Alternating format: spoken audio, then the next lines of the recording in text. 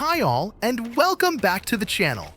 Today, we're exploring Tower of Kalemonvo, a hardcore isometric ARPG clearly inspired by Diablo 1 and Throne of Darkness. It doesn't look great and sometimes feels a bit rough, but that's to be expected. It's made by a solo developer with some help from friends. Once you get into it, you don't notice it anymore, and you get used to it.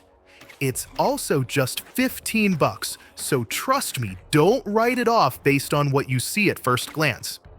As you see, I skip the filler and dive straight in. Now, let's continue. You will ascend a procedurally generated tower teeming with cultists, demons, and traps. Each floor is unique, offering new challenges and surprises. There's no central hub, no merchants to restock from, and potions are scarce. It's a tension-heavy experience where every decision counts. The game features a classless system, allowing you to build your character freely. Equip any weapon or spell as long as your stats meet the requirements. What I don't know is how viable super flexible builds actually are. Did you play and do you know? Let us know in the comments. Combat is deliberate and strategic.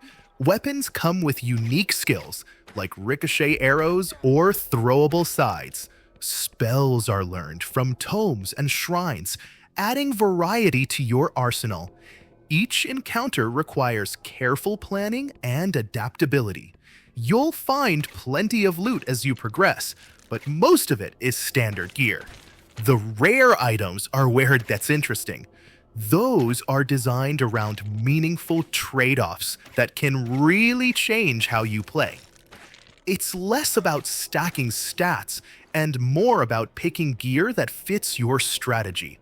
For instance, you might find a mask that boosts power but consumes your potions, or a cape that makes you incorporeal. The game is challenging.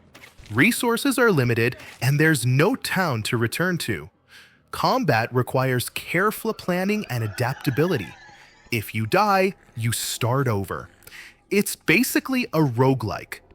The developer isn't using that term mostly because you can always save during a run, but still is, with the main difference that you can save. You want to make it a full roguelike? You can play the Iron Man mode, where you only save when you exit, and when you die, your save will be deleted. If you're into old-school dungeon crawlers and enjoy a challenge, Tower of Kalemonvo is something you might want to check out. It's basically an evolution of the Diablo 1 formula. Thanks for watching. If you enjoyed this overview, consider liking and subscribing for more content. See you next time!